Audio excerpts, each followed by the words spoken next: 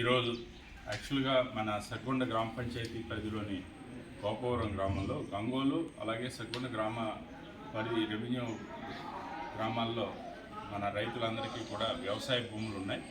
వారి కోసం మన ప్రభుత్వం రైతన్న మీకోసం అనే ఒక పథకం ప్రారంభించింది.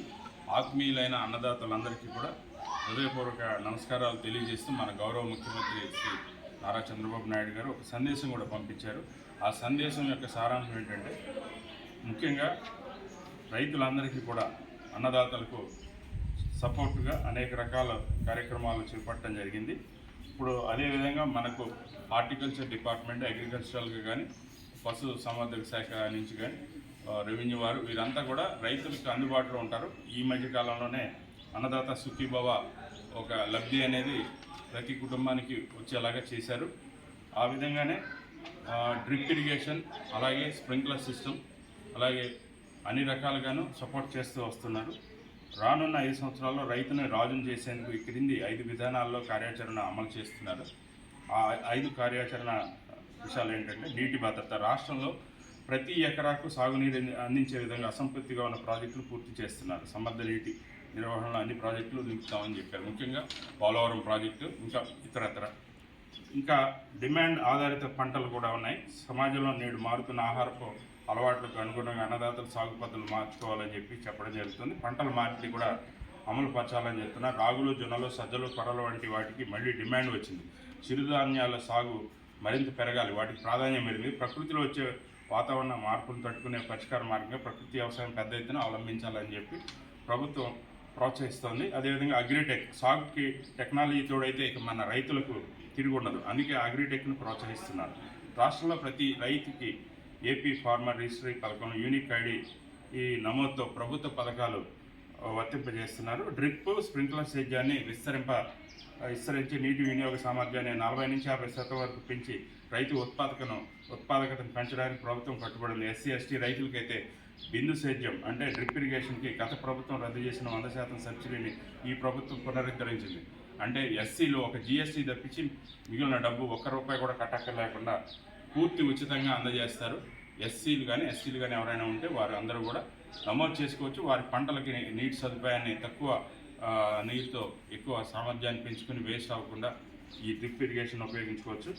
అలాగే ప్రకాశం, రాయలసీమ జిల్లాల్లో బిందు సేద్యం మీద ఇట్లా అవకాశం ఇస్తే, ప్రకాశం, రాయలసీమ జిల్లాల మధ్యతరగతి రైతులకు గత ప్రభుత్వం సబ్సిడీని తగ్గించగా దాన్ని ఈ ప్రభుత్వం 90% పెంచింది. అలాగే యంత్రాలు, టెక్నాలజీ వాడుకతో వ్యవసాయంలో పెట్టుబడులు తగ్గుతుంది. అందుకే వ్యక్తిగతంగా రైతులకు యంత్రాలు సరఫరా చేస్తుంది. కిసాన్ డ్రోన్లు కూడా అందిస్తుంది. పంటల విస్తీర్ణం తెలుసుకోవడానికి, పంటల ఆరోగ్య స్థితి అంచనా వేయడానికి శాటిలైట్ టెక్నాలజీ కూడా వాడుతున్నారు. ఫుడ్ ప్రాసెసింగ్, రైతుల పంటలకు విలువ పెరగాలంటే ఫుడ్ ప్రాసెసింగ్ జరగాలని చెప్పేసి దీనికోసం 13,000 కోట్ల పెట్టుబడితో 38 ఫుడ్ ప్రాసెసింగ్ పరిశ్రమలకు కూడా CII సదస్సులో MOU కుదుర్చుకోవడం జరిగింది. అదేవిధంగా ఎంటర్ప్రెన్యూర్ల, అగ్రిప్రెన్యూర్ల రావాలి. ఫుడ్ ప్రాసెసింగ్ రంగం దానికి నాంది పలుకుతుంది. CCCC అంటే కాఫీ, కోకో, కోకోనట్ వంటి పంటలకు ప్రాధాన్యం ఇస్తున్నారు. మన దగ్గర ఉండే ఈ ఉత్పత్తులకు వాల్యుయేషన్తో పాటు ప్రపంచ స్థాయి డిమాండ్ వస్తుంది. 175 నియోజకవర్గాల్లో MSMEల ఏర్పాటుతో ఫుడ్ ప్రాసెసింగ్కి ప్రోత్సాహం ఇస్తున్నారు. ఆంధ్రప్రదేశ్ రాష్ట్రంలో పండించే టమాటా రంగాల్లో అధిక భాగం టేబుల్ రకాలుగా ఉన్నాయి. కనుక వాటి స్థానంలో టేబుల్ పర్పస్తో పాటు ప్రాసెసింగ్కి అనుకూలమైన హైబ్రిడ్ టమాటా రకాలను కూడా ప్రోత్సహించాల్సిన అవసరం ఉంది. దాన్ని కూడా ప్రయత్నం చేస్తుంది రాష్ట్ర ప్రభుత్వం. ప్రభుత్వం నుంచి పూర్తి మద్దతు ఉంటుంది. రైతులకు పెట్టుబడికి అదనంగా అన్నదాత సుఖీభవ, PM కిసాన్ కింద 2 విడతల్లో ఒక్కొక్కరికి ₹14,000, 46,86,838 మంది రైతుల కుటుంబాలకు ₹6,300 కోట్ల ఇవ్వడం జరిగింది. ప్రకృతి వైపరీత్యాల వలన నష్టపోయిన రైతులకు ఉపశమనంగా ప్రధాన పంటలకు సుమారు 8,000, అనగా హెక్టార్కి 17,000 నుంచి 25,000 పెంచి ప్రత్యేక నష్టపరిహారాన్ని ప్రకటించడం జరిగింది. PM ఫసల్ బీమా యోజన, వాతావరణ ఆధారిత పంటల బీమా పథకాన్ని అమలు చేస్తున్నారు. మామిడి పంటను బీమా పరిధిలోకి తెస్తున్నారు. ఈ FPOలను అలాగే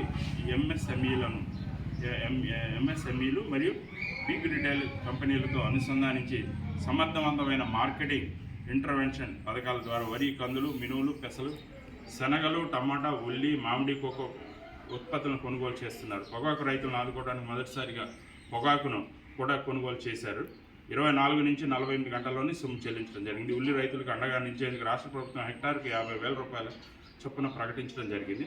మామిడికి కిలోకి 4, కోకో కిలోకి అదనంగా 50 రూపాయల చొప్పున చెల్లించడం జరిగింది. దీనివల్ల కోకో రైతులకు 11.84 కోట్లు, మామిడి రైతులకు 190 కోట్ల ప్రత్యక్ష లబ్ధి చేకూరటం జరిగింది.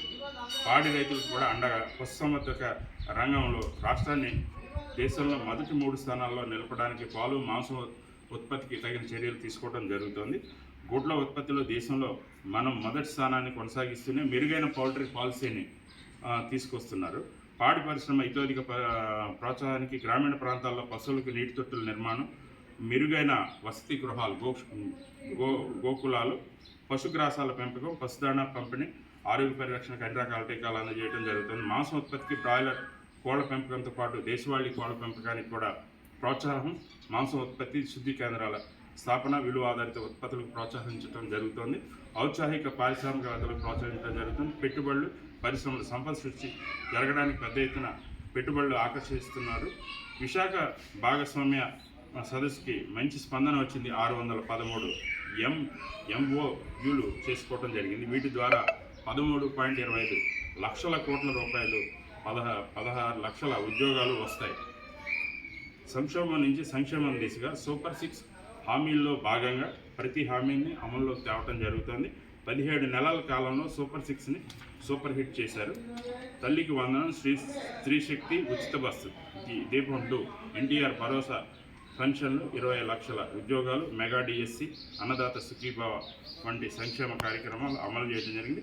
కొత్త ఆలోచనలు పంచుకుంటూ మార్పుకి నాంది పలకడానికి మంచి భవిష్యత్తు, మంచి ప్రభుత్వానికి అన్నదాతలు అందరూ తోడ్పాటుని ఇవ్వాలని కోరుకుంటూ అభినందనతో మన గౌరవ ముఖ్యమంత్రి గారు ఈ సందేశం ఇవ్వడం జరిగింది. కావున ఈ సందేశంలో ఉన్న దాని ప్రకారం మన ప్రతి ఒక్క రైతు ముందుకు వచ్చి వారి యొక్క